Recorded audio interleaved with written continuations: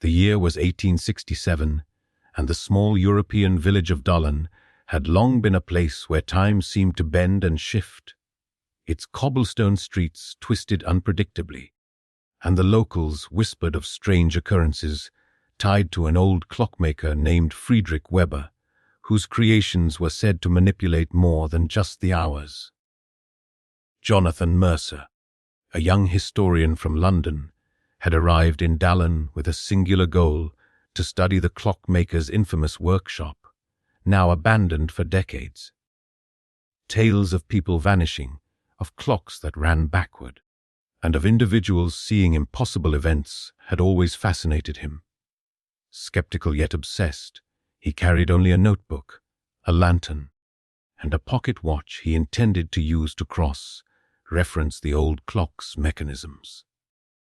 The workshop was a looming, Gothic structure at the edge of the village, its windows blackened with dust and grime, the bell tower crooked and creaking against the wind.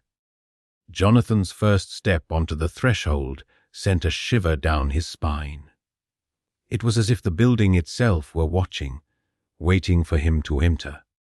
Inside, the air was thick with the smell of oil and wood, centuries of neglect hanging heavy. Hundreds of clocks lined the walls, each one stopped at different times, their hands frozen in erratic positions. A large grandfather clock in the center of the room ticked faintly, though no mechanism seemed to drive it. Shadows clung to corners, flickering as Jonathan's lantern illuminated the dust-filled air. He moved carefully, running his fingers over the intricate gears and cogs, noting the strange symbols etched into some of the clock faces, symbols that resembled ancient runes more than mechanical designs.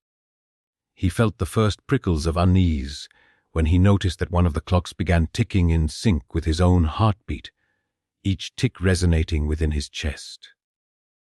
Hours passed, or did they? Time seemed distorted inside the workshop. Jonathan glanced at his notebook. The handwriting from just moments ago now appeared smudged and partially rewritten, as if the paper itself had been manipulated. The grandfather clock struck 13, a sound so impossibly loud and wrong that it seemed to shake the entire building. From the shadows, a figure emerged, an old man, tall and gaunt, his eyes hollow yet piercing. Friedrich Weber, or perhaps the spectre of the clockmaker, long dead yet somehow tethered to his creations. The man's voice was a rasping whisper. "Time is not what you think it is, Jonathan. It bends, it twists, it devours." Jonathan tried to respond, but his own voice seemed delayed, echoing oddly, as if he were hearing himself from a distance. The clocks around him spun backward, their hands blurring into impossible positions, scenes from his past. Memories he had long forgotten, played on the walls like moving paintings. He saw his childhood home, his parents, moments he had never remembered living, all distorted, warped, impossible. The air grew colder, and Jonathan realized he could not tell where the room ended or where the shadows began. The grandfather clock's face warped, morphing into a grotesque reflection of his own face, eyes wide with terror. He understood then that Friedrich's curse was not of death, but of perception, of twisting reality until one could no longer trust their senses. Jonathan's lantern flickered, and he saw another figure, a woman, her face obscured by shadows, pointing toward a hidden compartment beneath the main workbench. Trembling, he opened it and found a set of small, intricate clockwork devices, each engraved with runes matching those on the walls. The pocket watch in his hand began to tick violently, the hand spinning uncontrollably. The whispering grew louder, now a chorus of voices, some familiar, some alien. "You cannot leave. Time belongs to us. Time devours all." Jonathan realized that each clock in the room was not merely a timepiece, but a tether binding him to the past, present, and possible futures, each one shifting and colliding in a nightmarish loop. He tried to run, but the workshop seemed to stretch endlessly, corridors multiplying, walls bending. His own reflection appeared in every clock, older, younger, sometimes unrecognizable. Memories merged with fantasies, fears became tangible. A shadow reached for him, an impossible form, twisting and stretching, a manifestation of time itself. Ours, or was it centuries, past? Jonathan's mind fractured under the relentless distortion. He grasped at the clocks, smashing one after another, but for every clock destroyed, another sprang to life, ticking louder, faster, as if mocking his efforts. Friedrich's voice echoed from every shadow. You cannot break what you do not understand. You cannot escape what devours all. In a desperate attempt, Jonathan tried to destroy the grandfather clock at the center.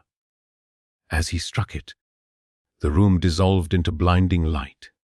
He found himself outside the workshop, dawn breaking over the village. The workshop appeared intact, though oddly smaller, almost toy, like in the morning light. His notebook lay at his feet, blank, the pocket watch in his hand ticking normally.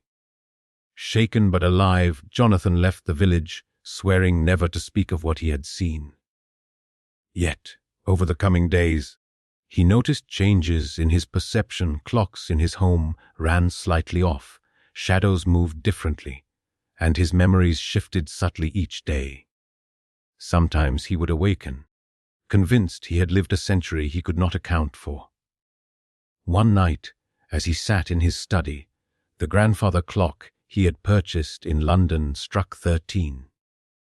The walls of his room melted into shadows, and he heard the rasping voice again. Time is not yours, Jonathan, it is ours. Forever, no matter how far he ran, how many cities he traveled, Jonathan knew he had become part of Friedrich Weber's curse. A mind forever trapped in the endless, twisting corridors of time, where reality, memory, and nightmare were indistinguishable.